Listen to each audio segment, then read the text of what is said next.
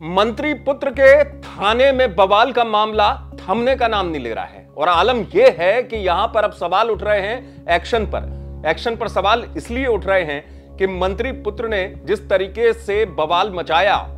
सड़क पर जो हुआ वो तो ठीक है, रेस्टोरेंट संचालक के साथ मारपीट हो गई और उसके बाद थाने के अंदर तो जो तस्वीर निकल कर आई उसमें भी बहुत कुछ सवाल उठे कि मंत्री खुद ही पहुंच गए थे थाने में धौंस जमाने के लिए और पुलिस वालों को उस समय धमकी भी दी गई थी कि कैसे हाथ लगा लिया। लेकिन इस मामले में दरअसल हुआ ये कि एक बार फिर से सवाल इसलिए उठ रहे हैं कि पूरे मामले में जहां मंत्री पुत्र पर एफआईआर हुई वहां तक ठीक है,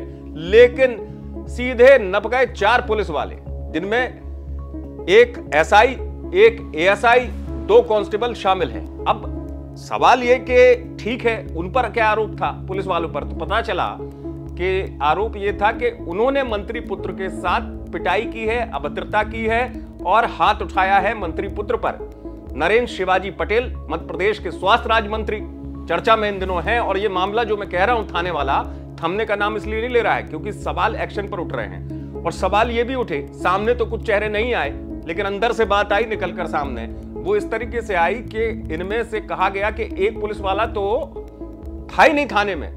जिसे सस्पेंड कर दिया। अब इन स्थितियों में आप सोचिए कि ठीक है, एफआईआर मंत्री पुत्र पर भी कि पुलिस ने अपना काम किया, लेकिन क्या पुलिस के ऊपर चूंकि मंत्री पुत्र का मामला था इसलिए दबाव ज्यादा था, इसलिए बड़े अधिकारियों ने आनंद फानन में अपने ही विभाग के कर्मियों को सस्पेंड कर डाला। ठीक है, यह जांच का विषय है, बिल्कुल सच बात है और जांच में सामने आना चाहिए कि आखिरकार क्या पुलिस वालों ने मंत्री पुत्र पर हाथ उठाया था, पिटाई की थी, या फिर यह दबाव में लिया गया हुआ फैसला है जिसका खामियाजा पुलिस वालों को भुगतना पड़ा और वो सस्पेंड कर दिए गए। लेकिन सवाल यही उठेगा, क्या पुलिस में जांच के बाद निर्णय हुआ या एक तरीके से सत्ता का दबाव था, सत्ताधारी हैं, मंत्री हैं, तो कहीं दबाव में पुलिस वालों पर एक्शन तो नहीं लिया गया। ये एक जांच का विषय भी है क्योंकि सवाल उठ रहे हैं एक्शन पर कि इतने बड़े बवाल के बाद थाने में आखिरकार नप गए पुलिस वालों पर ही एक्शन ले लिया गया। अब देखना ये होगा इस मामले में आगे वरिष्ठ पुलिस अधिकारी क्या अपनी बात रखते हैं और कारण बताते हैं कि वो एक्शन लिया गया। आप देखते रहें एमपी तक।